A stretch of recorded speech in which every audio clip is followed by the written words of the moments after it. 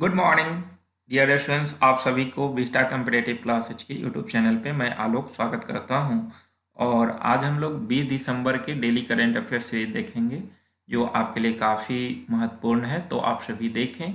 और उम्मीद करता हूं कि आप सभी क्लास को फॉलो करते होंगे और आप सभी का तैयारी काफ़ी अच्छा चल रहा होगा। तो इसी तरह से आप सभी जो है वो क्लास को फॉलो करें और अपने तैयारी को बेहतर करें। इसके अलावा आप डेली करेंट अफेयर सीरीज के अलावे आप स्पेशल पॉलिटी सीरीज को भी देखें। इससे आपका पूरा पॉलिटी रिकॉल होगा और आप परीक्षा में बेहतर कर सकते हैं। तो आप करते रहें, आपको कभी भी किसी एग्जाम में परेशानी नहीं होगी। तो आप सभी ऐसा करें, इससे आपको काफ़ी फ़ायदा होगा। और इसी के साथ आइए हम लोग आगे चलते हैं, जो आपके परीक्षा की दृष्टि से काफ़ी अहम प्रश्न है। वैसे सारे प्रश्नों को देखते हैं, लेकिन आप सभी प्लीज़ क्लास को लाइक, सब्सक्राइब और शेयर करते रहें। और आइए चलते हैं आज के महत्वपूर्ण क्वेश्चन पे। आज का 1 नंबर प्रश्न है, अंतर्राष्ट्रीय प्रवासी दिवस कब मनाया गया? तो अंतर्राष्ट्रीय प्रवासी दिवस, इंटरनेशनल माइग्रेंट्स डे, कब मनाया जाता है? तो ध्यान रखेंगे इसका आंसर हो जाएगा 1 नंबर 18 दिसंबर को। हर वर्ष 18 दिसंबर को अंतर्राष्ट्रीय प्रवासी दिवस मनाया जाता है, ध्यान रखेंगे। तो खासकर जो है वो प्रवासियों की सामाजिक और आर्थिक स्थितियों पर ध्यान आकर्षित करने के लिए यह दिवस हर वर्ष मनाई जाती है, ध्यान रखेंगे। तो अंतर्राष्ट्रीय प्रवासी दिवस कब मनाया जाता है? तो 18 दिसंबर को। अगला प्रश्न है, हाल ही में मिसेज वर्ल्ड का खिताब किसने जीता? तो काफ़ी महत्वपूर्ण प्रश्न है, मिसेज वर्ल्ड का खिताब किसने जीता?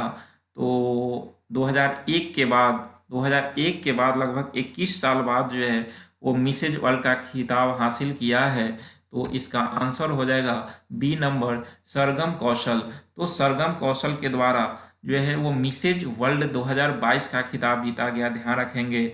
यह मिसेज वर्ल्ड बनने वाली दूसरी भारतीय हैं, ध्यान रखेंगे कि ये दूसरी भारतीय हैं। 2001 में अदिति पहली भारतीय बनी थी, अदिति गवित्रीकर जो हैं वो पहली भारतीय बनी थी। और दूसरी भारतीय सरगम कौशल बनी है, जो कि भारत के जम्मू कश्मीर राज्य से ये संबंध रखती है, ध्यान रखना है। तो 2001 के बाद 2022 मिसेज वर्ल्ड का खिताब सरगम कौशल के द्वारा जीता गया, ध्यान रखेंगे। और वही 2021 के विजेता इसके शालीन फोर्ड थे। शालीन फोर्ड जो है वो 2021 के विजेता थे, वही 2022 के विजेता सरगम कौशल बनी है, ध्यान रखना है, जो भारत के जम्मू कश्मीर राज्य से संबंध रखती हैं। अगला प्रश्न है, 36 साल बाद अर्जेंटीना ने किसे हराकर फीफा वर्ल्ड कप अपने नाम किया है? तो काफ़ी महत्वपूर्ण प्रश्न है। ये आज जो है वो महीनों दिन से लगभग आपका फीफा वर्ल्ड कप चल रहा था और फाइनली वो दौर आ गया कि अर्जेंटीना अपने नाम जो है वो इतिहास में दर्ज करवा लिया। 36 साल बाद जो है वो फीफा वर्ल्ड कप का खिताब इसने जीता है, ध्यान रखिएगा। तो किसे हराया? तो फ्रांस को हराकर ये अर्जेंटीना जो है वो विजेता बना है, ध्यान रखेंगे। तो फ्रांस को हराकर विजेता बना अर्जेंटीना 36 साल बाद, ध्यान रखेंगे। इससे संबंधित कुछ महत्वपूर्ण बिंदु हैं। इसका आयोजन कहाँ हुआ? तो आयोजन दोहा में हुआ। तो कतर की राजधानी दोहा में इस बार इसका आयोजन हुआ था। गोल्डन बॉल अवार्ड दिया गया, golden ball award Lionel Messi को दिया गया, ध्यान रखेंगे। लियोनेल मेसी को अर्जेंटीना के खिलाड़ी हैं और काफ़ी महत्वपूर्ण जो है वो ये खिलाड़ी हैं। खासकर अगर देखा जाए तो लियोनेल मेसी जो है वो ज़बरदस्त प्रदर्शन इसमें किया है वो फीफा वर्ल्ड कप 2022 में। और यही नहीं, यह जो है 5 विश्व कप में गोल दागने वाले दुनिया के एकमात्र फुटबॉलर बने हैं लियोनेल मेसी। तो ये जो है वो आपका गोल्डन बॉल अवार्ड जीते हैं, golden ball award Lionel Messi के द्वारा जीता गया, ध्यान रखेंगे। गोल्डन बूट में कालियन एम्बाप्पे बने हैं। अर्जेंटीना के नाम अब 3 खिताब हुआ, 1978 में, 1986 और 2022। तो इस तरह से जो है वो 3 खिताब अपने नाम किया अर्जेंटीना ने। और 36 साल बाद 1986 के बाद 2022 में फीफा वर्ल्ड कप का विजेता बना है आपका अर्जेंटीना, ध्यान रखेंगे। और इसका आयोजन 2026 में, ध्यान रखेगा कि यूएसए, मैक्सिको और कनाडा, तो संयुक्त रूप से जो है यूएसए, मैक्सिको और कनाडा में 2026 का आयोजन दिया होगा। तो इस तरह से ध्यान रखेंगे कि फीफा वर्ल्ड कप 2022 के विजेता अर्जेंटीना और फ्रांस को हराया है। और सबसे महत्वपूर्ण योगदान इस बार रहा लियोनेल मेसी का, जो कि अर्जेंटीना के फुटबॉलर हैं। खास बात है कि 2016 में इन्होंने जो है वो फुटबॉल से संन्यास ले लिया था, लेकिन उसके बाद खासकर अर्जेंटीना के जो भी लोग फुटबॉल के प्रेमी थे उन लोगों ने जो है काफ़ी आंदोलन किया था ताकि ये अपना संन्यास को वापस ले। यहाँ तक कि उस समय वहाँ के जो तत्कालीन राष्ट्रपति थे उन्होंने भी लियोनेल मेसी से आग्रह किया था कि वो अपने संन्यास की घोषणा को वापस ले। और इस तरह से सभी लोग के कहने के बावजूद बहुत कड़ा डिसीजन लेते हुए जो है फिर ये अपने संन्यास को वापस लिया था और आज समझिए कि इतिहास में अपना नाम दर्ज करवा लिया। तो कितना मेहनत किया, समझिए कि वो ग्राउंड छोड़कर भाग चुके थे, लेकिन लोगों को लगा कि नहीं आप जो है इतिहास रच सकते हैं, तो उनके मनोबल को लोगों ने बढ़ाया क्योंकि उनके काबिलियत को लोग जानता था। तो इस तरह से लोगों के आग्रह, यहाँ तक कि राष्ट्रपति के कहने पर वो भी आग्रह किए, तब जाकर वो फिर से ग्राउंड की तरफ बढ़े और आज अपना नाम इतिहास में दर्ज करा लिया। तो इस तरह से आप सभी भी मेहनत करते रहें। मैं बार बार कहता हूँ, आपको मैं पहचानता हूँ कि आप क्या हैं। अगर आप मेहनत करते हैं अच्छा से तो आप भी लियोनेल मेसी जैसे इतिहास रच सकते हैं। तो मैदान छोड़कर भागना नहीं है, मैदान में डटे रहें। आपकी सफलता आपको कोई नहीं रोक सकता है। आपका जो लक्ष्य है उसे जरूर हासिल कर सकते हैं, लेकिन इसके लिए आप ग्राउंड छोड़कर भागे नहीं। आप ग्राउंड में टिके रहें। हारेंगे जीतेंगे, बिना हारे हुए कोई जीतता नहीं है। तो आप लियोनेल मेसी से सीखे कि हार के वजह से जो है संन्यास की घोषणा किया और फिर वापस आया और आज अपना नाम इतिहास में दर्ज करवा लिया।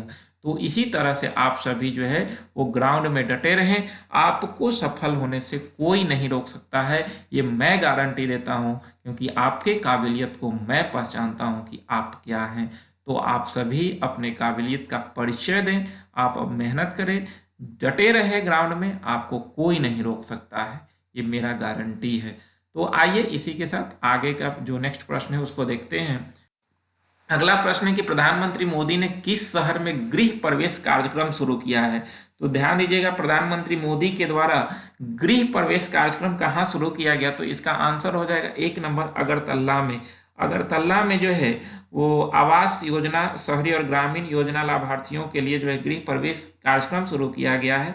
और इस तरह से जो है वो वहाँ पर प्रधानमंत्री मोदी का हाल ही में दौरा था, तो विकास के लिए गृह प्रवेश कार्यक्रम जो है वो शुरू किया गया ताकि वहाँ पे लोगों को आवास और जो है वो ग्रामीण क्षेत्र के लिए जो है रहने के लिए व्यवस्था किया जाए। तो अगरतला त्रिपुरा की राजधानी अगरतला है, वहीं पे इसकी शुरुआत की गई है, ध्यान रखेंगे।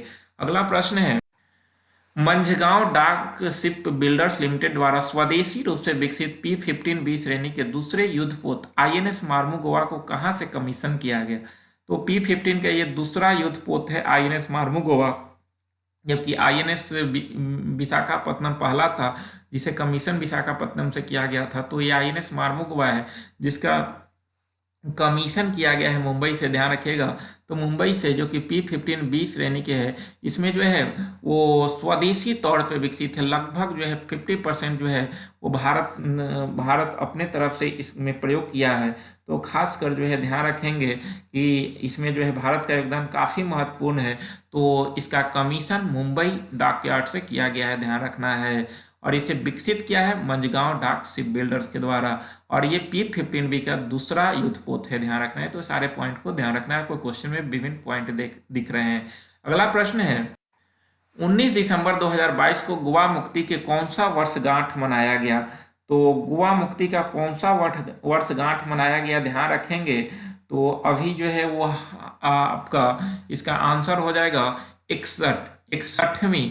तो 19 दिसंबर 2022 को खासकर होता क्या है कि पहला विदेशी जो भारत आया था, ये भारत में अपना जो है साम्राज्य स्थापित किया था, वो पुर्तगाली ही थे। और सबसे अंत में गए थे पुर्तगाली, क्योंकि 1498 में वास्को डी गामा भारत आया था जो पहला यूरोपियन था। तो पहला यूरोपियन जिसने भारत आया था तो पुर्तगाली ही थे, और अंतिम जाने वाले यूरोपियन में पुर्तगाली ही थे। ये 1961 में 19 दिसंबर को भारत से गए थे, ध्यान रखिएगा।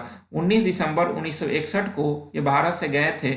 और इस तरह से जो है इनका अभी 61वीं ध्यान रखेंगे 61वीं वर्षगांठ मनाया गया, क्योंकि जो है इस तरह से 1961 में भारत छोड़कर गए थे, तो इसलिए हर वर्ष आपका गोवा मुक्ति दिवस मनाया जाता है। कब? 19 दिसंबर को, क्योंकि इसी दिन जो है गोवा मुक्त हुआ था। किससे? तो पुर्तगालियों से। ध्यान रखिएगा, सीधे क्वेश्चन उठाता है कि पुर्तगालियों से गोवा कब मुक्त हुआ था, तो पुर्तगालियों से गोवा मुक्त हुआ था, ध्यान रखिएगा, 1961 में 19 दिसंबर को। और इसी उपलक्ष्य में 61वीं वर्षगांठ इस बार मनाया गया 19 दिसंबर 2022 को। तो ध्यान रखेंगे, हालांकि उस समय की अगर हम बात करते हैं तो पुर्तगाली शासन से मुक्त कराने के लिए ऑपरेशन विजय नामक अभियान चलाया गया था। ध्यान रखिएगा, ये भी प्रश्न पूछ लिया जाता है कि गोवा मुक्ति के लिए कौन सा अभियान चलाया गया था, तो ऑपरेशन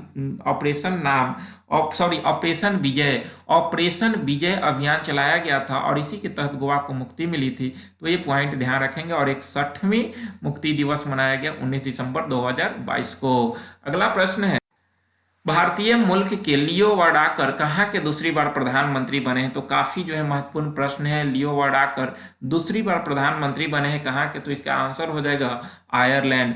आयरलैंड की राजधानी डबलिन है, और यहीं के दूसरी बार जो है लियो वार्डाकर प्रधानमंत्री बने हैं, जो कि भारतीय मुल्क के हैं। ध्यान रखेंगे। अगला प्रश्न है, भारत का कौन सा राज्य स्वयं का क्लाइमेट चेंज मिशन शुरू करने वाला पहला राज्य बना है?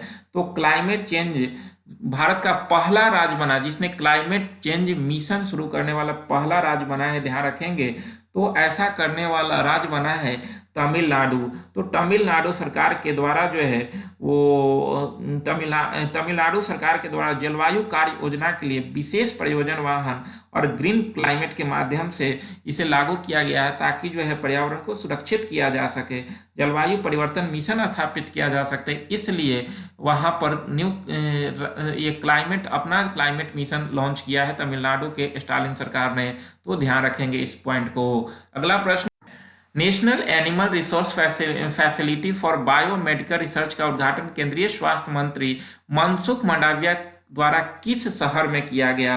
तो मनसुख मंडाविया के द्वारा जो है वो आपका animal resource facility for biomedical research का उद्घाटन हैदराबाद में किया गया है। ध्यान रखेंगे, हैदराबाद के अंदर जो है इसका उद्घाटन जो है वो किया गया केंद्रीय स्वास्थ्य मंत्री मनसुख मंडाविया के द्वारा। ध्यान रखेंगे, और इसका उद्देश्य है कि अनुसंधान में प्रयोगशाला, जीवों के नैतिक देखभाल आदि का बढ़ावा दिया जा सके, और नई दवाओं, टीका और निदानों के साथ साथ गुणवत्ता आश्वासन जांच के लिए पूर्व नैदानिक प्रशिक्षण प्रक्रियाओं को विकास किया जा सके।